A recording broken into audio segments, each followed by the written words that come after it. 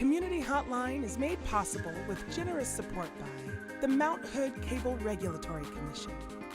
The Mount Hood Cable Regulatory Commission advocates on behalf of the public interest on communications policy issues at the local, state, and federal levels.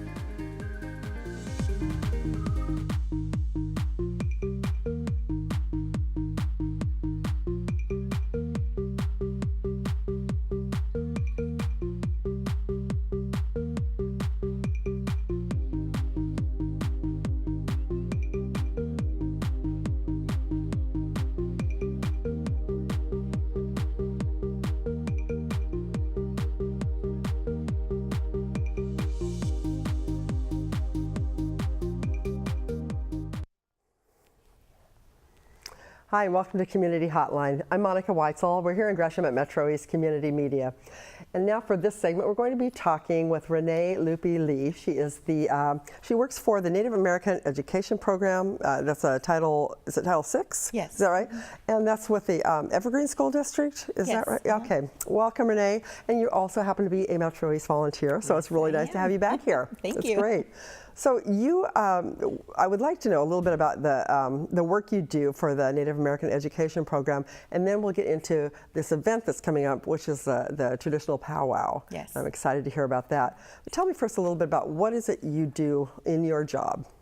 Well, I am a program coordinator, and I have Evergreen, Vancouver, and Battleground Public Schools. Oh, that's a lot. So I service children K through 12 that are Native American, Alaska Native. But how many kids are we talking about? Last year we counted 268.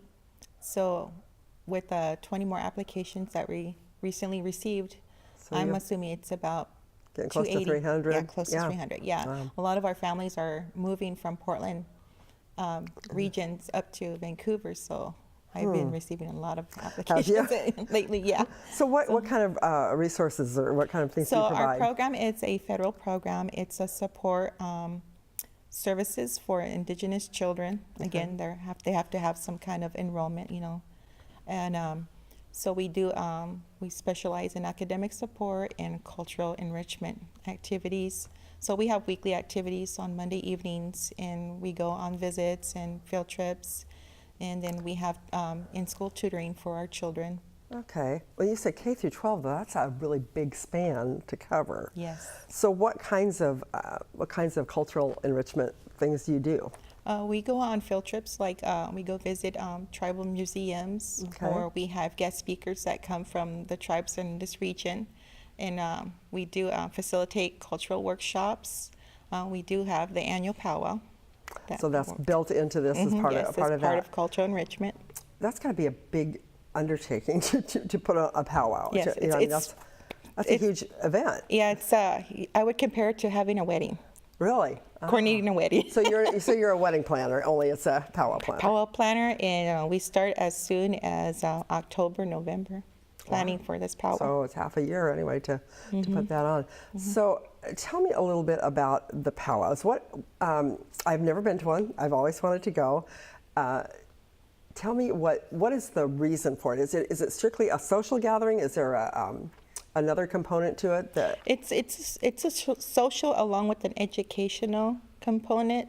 So not only are we socializing and visiting with one another, we're also bringing awareness to our community and showing the different perspectives of Indigenous cultures. You know, it's an open public event, so anybody can come, which is great. So you're actually keeping some traditions alive, I would assume, that are passing them down to the kids that maybe otherwise wouldn't be familiar with them. Yeah, and again, a lot of the non-natives have perspectives that we all live in a teepee, we all dress the same, have the same language. You don't, huh? Having these powwows, breaks those perspectives, right. And it brings awareness, and you can see the different perspectives of Indigenous tribe, tribal regalias and language that's spoken, dances.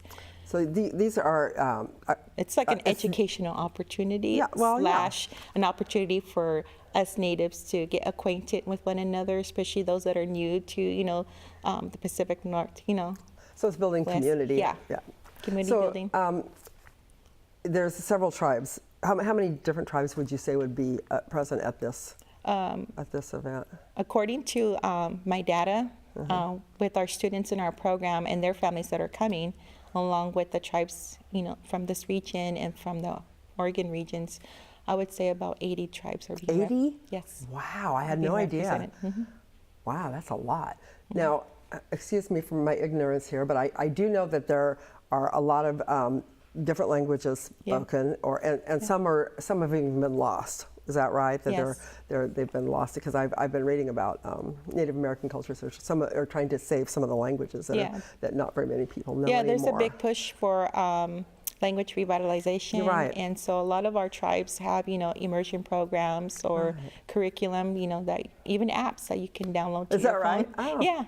And you can find a lot of that on YouTube as well. Okay. So at the powwow, will there be like singing in different languages? Yes. Okay. Yes. So it won't be all English. We'll have some native languages. And aren't there some songs that are sung but they're not really words? Like it's like more vocal. Yeah. Because I remember going to some NEA events where there was some chanting or singing going on. It was really beautiful and it was really powerful, but they weren't words per se. At least not words as I recognize them.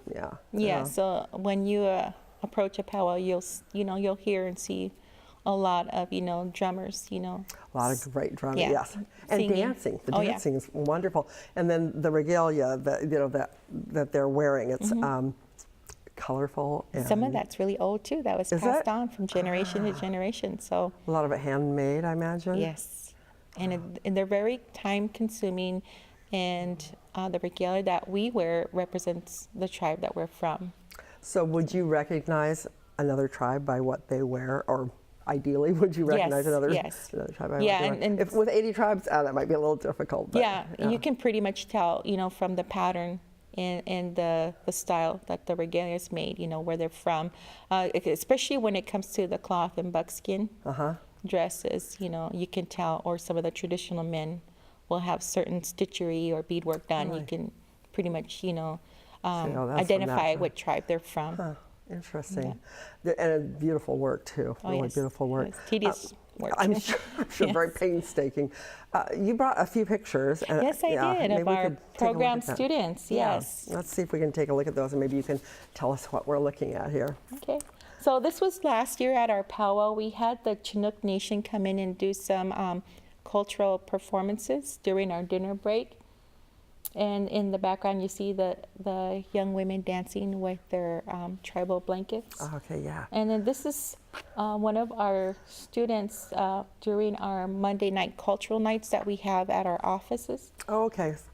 And that's located at Burbridge Creek Elementary in the Evergreen School District. So it's centralized there, our classes. Okay. And parents can come and participate with their children. And we have guest speakers, like I had told you in the previous conversation, and we have a guest speaker, Tana Ashley from Columbia River Intertribal Fish Commission. Oh. And so she's doing some awareness on salmon and lamprey restoration that a lot of the tribes are lamprey? Yeah, Eels? lamprey restoration that a lot of our tribes in this region are They're dependent on that. Yes. Yeah. Yes. Right. And that's Sam Robinson. So he is the Chinook Nation Vice Chair. And now their tribe is state recognized. And right now they're fighting for federal recognition. They're not state recognized right now? They are state, but they're not federal recognized. Oh, not federal. Okay. So Sam is one of our grandparents of our program. His granddaughter attends our program weekly.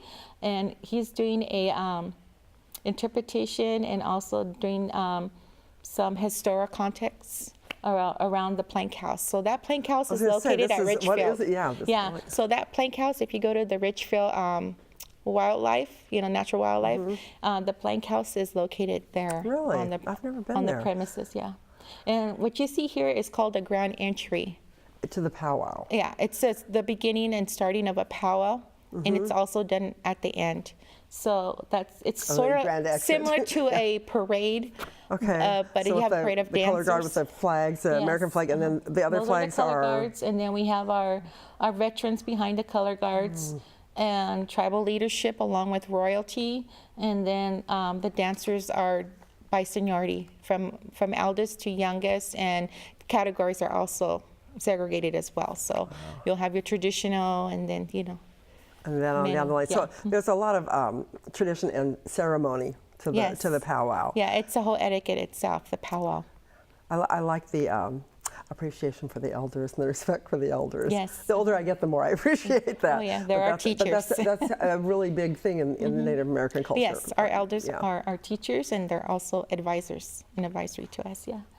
And then right here you see men's traditional category dancing at the powwow. Wow. And those are our public participants. Some are family, again, from our programs that come and participate to bring awareness to our community, you know, to our school districts, you know, that we have, you know, a great diverse, you know. And celebrate it.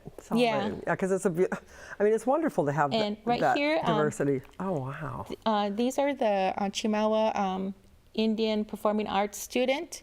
So what you see here is an Apache crown dancer, and in the background Is that on a his head? Yes. Wow. So I was trying to figure out if that was on his head or was he was standing in front of something it. like this would be considered a privilege, because only tribal members from those regions are able to conduct and participate in a ceremony like this. And so what the children at Chimawa did was to bring that culture out here to share with other indigenous families, to bring awareness, but also, you know, to share with the community. Because, like, again, something like this, you know, it's very how do you say, sensitive.